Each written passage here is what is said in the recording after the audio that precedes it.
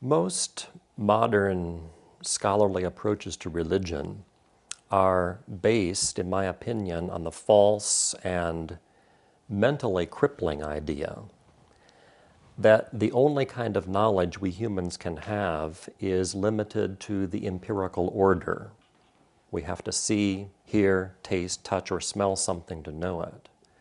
And obviously, if that's the case, we can know nothing at all about God or the spiritual world or human immortality.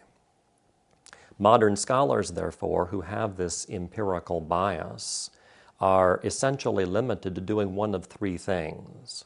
And I often think in terms of these scholars as falling into three basic categories.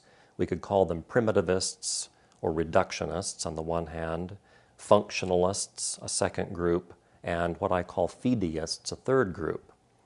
The first simply look at religion as nonsense and spend their times debunking it cynically, skeptically, as something that's a kind of residue from man's pre-scientific past. The second group of scholars, again with these empirical biases, the functionalists I called them, would say, no, religion has certain positive value, but that value is still strictly historical, horizontal, and social.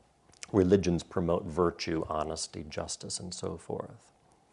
And then a third group, scholars I've called fideists, would be themselves personally believers in God, but they would feel as though they have to shield that belief from their students, still, like the other scholars, speaking only about historical matters, the transmission of sacred texts over time, archaeological evidence from ancient sites, and so forth.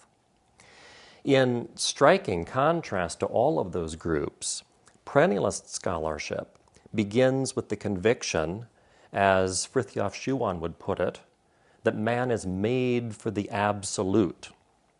In other words, that we have a capacity to know God directly, to know absolutely the spiritual world.